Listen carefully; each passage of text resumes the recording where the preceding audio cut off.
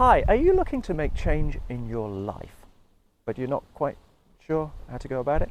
Or maybe you're just about to throw a whole lot of money on going to a motivational guru's week-long event. If you're at that kind of stage and you're looking for solutions outside of yourself, then, indulge me 5 minutes. It might save you a lot of money and time and effort and pain. So here's the thing, okay? Change does not come from outside.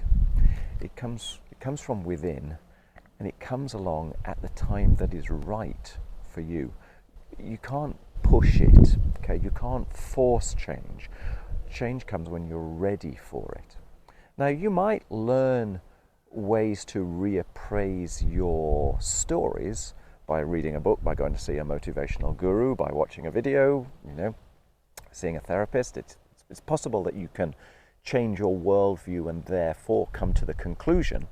But effectively what's going on is you're making a decision, you're making a choice, which actually takes a split second. But the choice is either I've suffered enough, or never again, or I should has become a must. I must replace my habits. Okay, I must do something different. But there's an interesting thing about that. Okay, so it's easier to know what to do than it is to know what to replace that with that is a better habit. So that's where this kind of the thought process gets involved. That's where the umming and ahhing comes from. Well, if only I think about it a little bit more, I'll get myself prepared to make change. But in actual fact, what happens is you know what not to do, and you discover what to do instead. You learn that. That's a learning experiential process that comes along the journey. So to begin, you make the decision. Yeah. This is the should becoming a must. In so doing, you accept that there is a fee to be paid. There is a price to be paid from making a decision. Okay?